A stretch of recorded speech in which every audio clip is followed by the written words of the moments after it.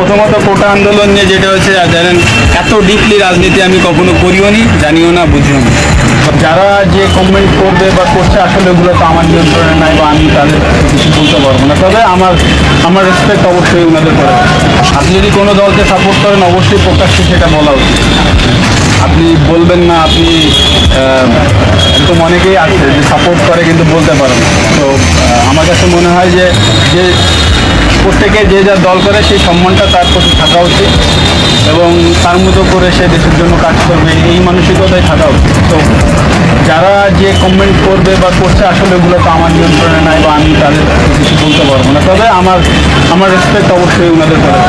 প্রথমত কোটা আন্দোলন নিয়ে যেটা হচ্ছে জানেন, এত ডিপলি রাজনীতি আমি কখনো করিও নি, জানিও না, বুঝিও না।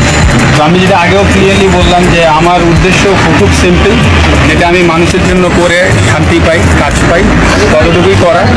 আর আপনি আমাকে যদি একেবারেই ডিপ লেভেলের পলিটিশিয়ান ভাবেন, সেটা হয়তো বা আমি এখনো না বা আমি হইনি। তো আপনি আমাকে ওই লেভেলে ভাবলে সেটাও আমার সাথে অবিচার হবে, কারণ আমি এখানে আমার এক্সপিরিয়েন্সটা টোটালি নিউ। তবে হ্যাঁ, আমি যেটা বলেছি অবশ্যই আমি ভালো কাজ করতে চাই, সেটা সামনে হয়তো বা দেখা যাবে আমি কতটুকু করতে পারি। কিন্তু কথা আমি বলতেও চাই না এখন, এমন কোনো কথা আমি বলতে চাই না যেটা হয়তো বা কালকে আপনি মিলাইতে পারবেন না। তো